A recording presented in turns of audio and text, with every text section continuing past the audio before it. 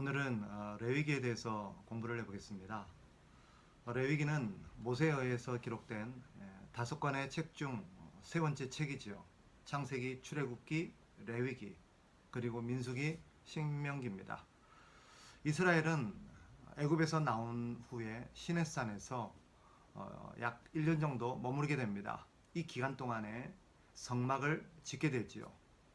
출애굽기 40장 17절에 보면 그 성막이 완공되던 시기가 출애굽 2년 1월 1일째 되던 날이라고 말하고 있습니다. 그리고 그들이 민수기 1장 보면 1절에서 2절에 보면 이제 시내산에서 떠나기 위해서 군대를 개수하기 전 약 한 달 정도를 이렇게 머무르게 되고 그 기간 동안에 레위기가 기록된 것으로 파악이 됩니다. 모세오경 중 레위기가 가장 중심에 있다라는 사실은 우리가 좀 주목해 봐야 될 대목입니다. 이것은 레위기의 중요성을 잘 부각시켜 주죠.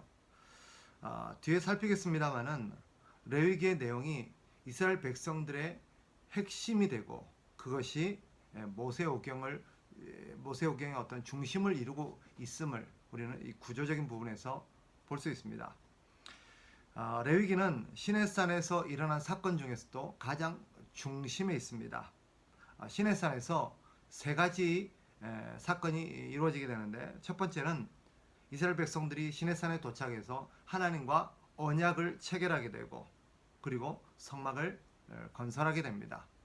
그 다음에 그들이 그 가운데 하나님 앞에서 제사장법과 제사법에 대해서 하나님 앞에 배우며 받게 되죠.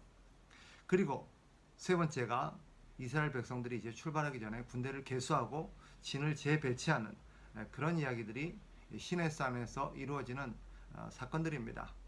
그 가운데서 가장 중심에 있는 것이 바로 레위기고, 이 레위기 안에 다루고 있는 이 제사와 제사장에 관련된 내용들입니다. 이 시내산에서 머물렀던 1년이 중요한 이유가 있습니다. 왜냐? 이 기간에 하나님과 이스라엘 백성들이 언약을 체결함으로써 이스라엘이라는 신정 국가가 탄생하게 되는 계기가 되기 때문입니다. 다시 레위기로 돌아가서 이 레위기라고 이름이 붙여진 이유는 뭐냐? 이 레위기의 내용들이 레위인들에 의해서 이루어지는 활동을 중심으로 다루고 있기 때문입니다. 제사에 관련된 어떤 법이라든지 또 제사장 법이라든지 또 이 이스라엘 백성들이 이 제사의 참여함에 있어서 그들이 해야 될 어떤 역할들, 일들에 있어서 이 모든 것의 중심이 된 인물들이 레위인들입니다. 이 레위인들이 누구인지를 좀 더 우리가 짚고 넘어갈 필요가 있죠. 레위는 야곱의 셋째 아들입니다. 레위인들은 바로 이 레위의 후손들이죠. 이들은 12지파 중 하나님의 것으로 구별된 사람들입니다. 이스라엘 역사를 보면 이스라엘 장자들을 대신해서 하나님께 바쳐진 사람들이죠. 이들의 역할은 성막에서 하나님을 섬기는 일입니다. 크게 세 가지 일을 합니다. 평소에 성막을 관리하는 일, 여러 가지 제사가 이루어질 수 있도록 여러 가지 준비하고 성막을 관리하는 일들을 합니다. 그리고 거기서 하나님 앞에 제사를 드리고 제물을 잡는, 그리고 백성들의 죄를 속죄하는 이런 역할들을 하죠. 그리고 세 번째가 성막은 정착 어떤 고정된 곳이 아니라 이동식이죠. 그래서 백성들이 계속해서 출애굽 40년 동안 이동할 때마다 그 성막을 정리해서 운반하는 일 또한 이 레위인들이 담당하게 됩니다. 레위인들은 세 가문으로 나뉘어집니다. 고핫, 무라리, 게르손이죠.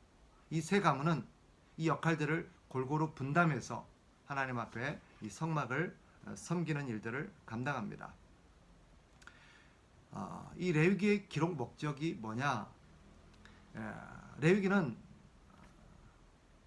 하나님의 백성들이 하나님과 어떻게 동행하며 살아야 될 것인가 하는 것을 다루고 있습니다. 이게 레위기의 주제입니다. 구원받은 하나님의 백성들이 하나님과 어떻게 동행할 수 있는가, 어떻게 하나님을 섬기며 살아야 되는가 하는 것을 다루고 있는 것이 레위기입니다. 레위기는 전체 27장으로 이루어져 있지요. 레위기의 구조를 보면 두 부분으로 나눠집니다. 1장부터 16장까지, 17장부터 27장까지. 전반부인 1장부터 16장까지는 이스라엘 백성들이 하나님과 동행함에 있어서 제사를 통해서, 즉 오늘날의 표현을 바꾸면 예배를 통해서 하나님과 교제하는 방법에 대해서 다루고 있습니다.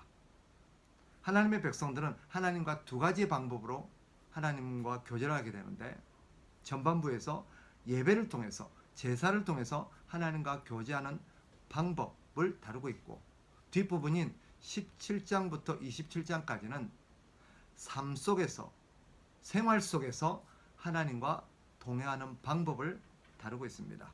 즉 구별된 삶을 통해서 하나님의 백성들이 하나님과 교제해야 된다는 것을 가르치고 있습니다.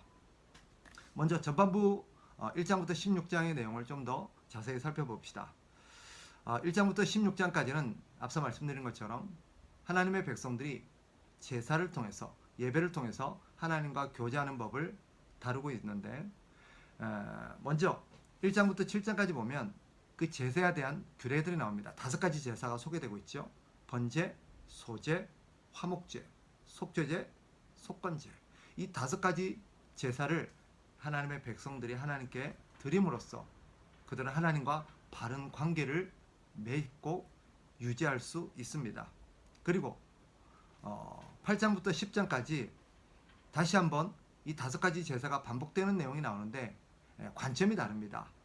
1장부터 7장까지 5가지 제사는 하나님의 백성들 중심으로 다뤄진 것입니다. 즉 하나님의 백성들이 이 5가지 제사를 드림에 있어서 백성들이 유념하고 알아야 될 내용들을 다루고 있는 반면, 뒤에 다시 한번 다루고지는 8장부터 10장까지의 이 제사는 제사장 중심, 제사장 관점에서 다루고 있습니다. 즉 제사장이 이 5가지 번제, 소제, 화목제, 속죄제, 속건제, 이 5가지 제사를 집도함에 있어서 제사장들이 유념해야 될 것이 무엇이며 제사장들이 지켜야 될 규례가 무엇인가 하는 것을 제사장 중심에서 다루고 있어요. 그래서 모르는 분들은 왜 앞에서 다루는데 또 다루고 있는가 라고 의아해할 수 있겠지만 관점이 다르고 이것은 백성들과 제사장이 각각 서로의 역할이 다르기 때문입니다. 그리고 11장부터 15장까지는 부정에 대한 규례를 다루고 있습니다. 예를 들면 어떤 짐승이 정결하고 부정한 짐승인가, 또 산모가 예를 들어 아이를 낳았을 경우는 어떻게 해야 될 것인가, 또 나병이라든지 피부병이라든지 유출병과 같은 어떤 질병에 걸렸을 때는 어떻게 해야 될 것인가. 이것은 언뜻 생각하면 백성들의 생활 속에서 이루어지는 것처럼 우리가 생각할 수 있는데, 이것은 단순히 그런 차원이 아니라 하나님의 백성들이 하나님 앞에 예배하러, 제사하러 나아감에 있어서 그것에 걸림돌이 되어지는 어떤 문제를 다루고 있습니다. 정결한 짐승과 부정한 짐승은 하나님 앞에 드릴 수 있는 짐승과 드릴 수 없는 짐승을 다루고 있고, 또 산모의 어떤 정결 규례라든지 각종 질병들은 하나님 앞에 제사로 나아갈 수 없는 그런 요인이 된다는 것을 그렇게 다루고 있는 것입니다. 그래서 이런 여러 가지 내용들을 다루는 목적은 이런 것들을 가지고서는 하나님 앞에 나아갈 수 없다, 제사로 나아갈 수 없다라는 것을 가르치기 위함이지요. 그러니까 제사의 관점에서 이 부분을 다루고 있는 것입니다. 그리고 마지막이 16장인데 대속죄일의 규례에 대해서 다루고 있죠. 대속죄일은 매년 7월 10일 날 하나님의 백성들이 전부 다 하나님 앞에 모여서 이스라엘 백성들이 1년 동안 지었던 죄를 용서받는 날입니다. 그러니 그 어떤 때보다도 제사의 규모라든지 어떤 중요성이 다르죠. 그래서 이것을 별도로 비중 있게 다루고 있는 것입니다. 두 번째 부분으로 넘어갑시다. 두 번째 부분은 17장에서 27장까지의 내용이라고 그랬죠. 이 부분은 하나님의 백성들이 삶 속에서 어떻게 하나님과 동행하며 살아야 될 것인가 하는 부분을 다루고 있습니다. 특별히 하나님의 백성들은 한마디로 말하면 구별된 삶을 삶으로써, 즉 이방민족이라든지 하나님을 모르는 사람이라든지 이런 사람들과는 다르게 하나님을 아는 자요, 하나님을 믿는 자요, 하나님을 섬기는 자로서 구별된, 즉 거룩한 삶을 삶으로써 하나님과 동행해야 된다는 것을 다루고 있습니다. 그러면 어떻게 하는 것이 구별된 삶이요 거룩하게 살아가는 삶이냐? 여기에 한 6가지 내용을 다루고 있습니다. 먼저 17장에 보면 먹는 일, 희생과 고기를 먹는 일에 대한 규례를 다루고 있습니다. 하나님의 백성들은 먹는 것부터 구별되게 먹든지 마시든지 무엇을 하든지 하나님 앞에 구별된 백성으로서 하나님의 뜻에 맞게끔 살아가야 된다는 것을 다루고 있지요. 그리고 18장부터 20장까지는 이방 풍속의 문제를 다루고 있습니다. 결혼 문제뿐만 아니라 여러 가지 삶의 풍습들, 이런 것들 이방인들이 다 한다고 해서 하나님의 백성들이 해서는 안 되는, 왜? 하나님의 백성들은 그들과는 다른 하나님께 속한 자로서 오직 하나님의 뜻에 합당하고 하나님께 영광을 돌리며 살아야 되는 존재이기 때문에 이방의 유행이라든지 풍속들을 본받아서는 안 된다라는 것을 말하기 위함입니다. 그리고 21장부터 22장까지는 제사장 개인의 희생 제사의 규례들을 다루고 있습니다.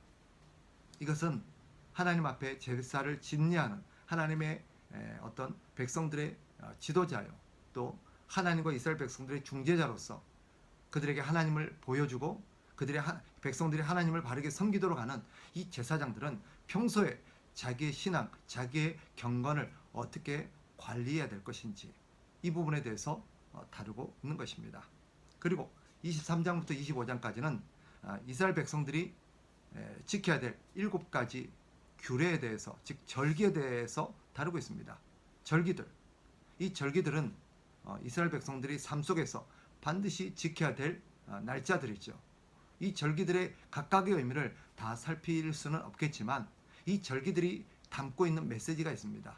뭐냐면 이 절기들은 하나같이 하나님의 은혜를 기억하게 만드는 것이고 이스라엘 백성들이 하나님의 은혜로 살고 있다는 것과 뿐만 아니라 장차 이들에게는 하나님께서 약속하신 메시아, 즉 예수 그리스도를 통해서 이들에게 하나님이 가져다 주실 어떤 구원의 소망들을 그 안에 다루고 있습니다. 그럼으로써 이들은 이 절기를 지킴으로써 2가지의 마음을 계속해서 상기하고 품어야 합니다. 하나는 자기들이 어떻게 하나님의 은혜로 구원받게 되었는가, 우리가 어떻게 하나님의 백성으로서 이 약속의 땅에서 살게 되었는가를 계속해서 지속적으로 상기하는데 그 절기의 목적이 있습니다.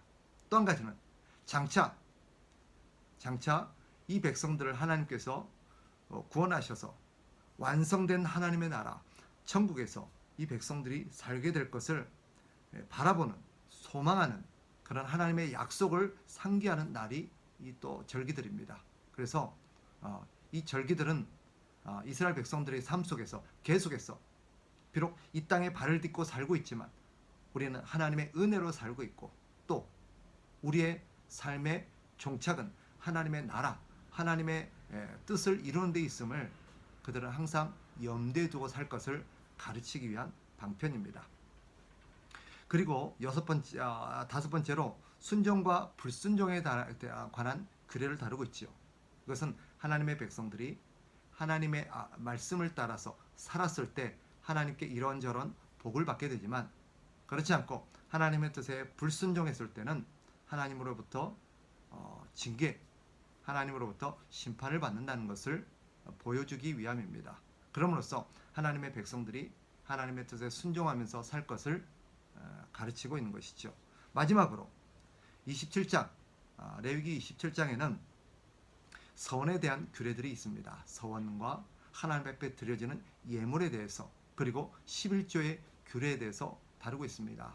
이것은 하나님의 백성들이 하나님 앞에서 항상 감사하며 살아야 된다는 것과 하나님 중심, 하나님 제일주의로 살아야 된다는 것을 가르치기 위함입니다.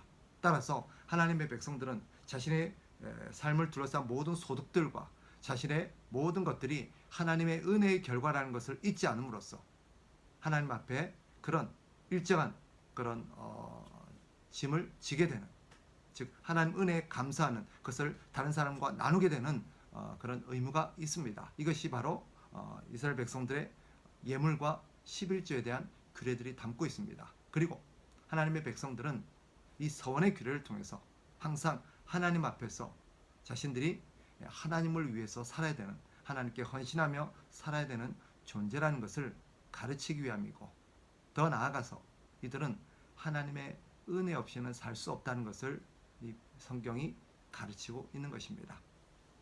자, 정리해보면 레위기는 우리에게 두 가지의 어떤 교훈을 준다고 볼 수 있습니다.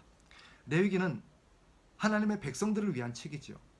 구원받은 하나님의 백성들이 어떻게 하나님을 섬기며 살아야 될 것인가 하는 것을 가르치기 위함입니다. 그런데 그 중심으로 내세운 인물들이 레위인들이에요. 이 레위인들은 사실은 예수 그리스도를 예표하는 인물들이고, 더 나아가서는 신자들이 누구인가를 보여주는 인물입니다. 레위는 하나님과 이스라엘 백성들을 이어주는 중재자지요. 우리의 중재자 대신 예수 그리스도가 누구시며 예수 그리스도께서 우리를 위해서 행하시는 일이 무엇인가를 잘 보여주는 인물들이 레위인들입니다. 그러나 레위인들은 나아가서 우리 신자가 오늘날 어떤 삶을 살아야 하는가 하는 것을 또한 보여줍니다.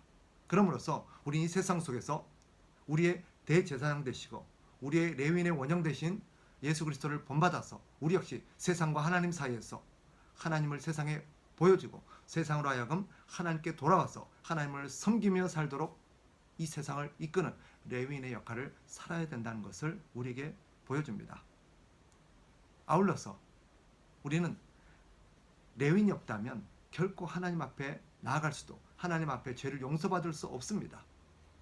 레위인이 있기 때문에 우리가 삽니다. 이 레위인은 하나님의 은혜를 보여주는 존재들이죠. 따라서 우리는 하나님의 은혜로 살고 있다. 은혜 없이는 살 수 없는 존재다라는 것을 이 레위기가 깨닫게 합니다. 오늘도 이 레위기의 말씀을 상고하시면서 이 레위기가 우리에게 무엇을 말하고 있는지, 어떤 내용을 다루고 있는지를 우리가 좀 상기하면서 레위기를 한번 읽어보는 그런 기회가 되시기를 다시 한번 바랍니다. 감사합니다.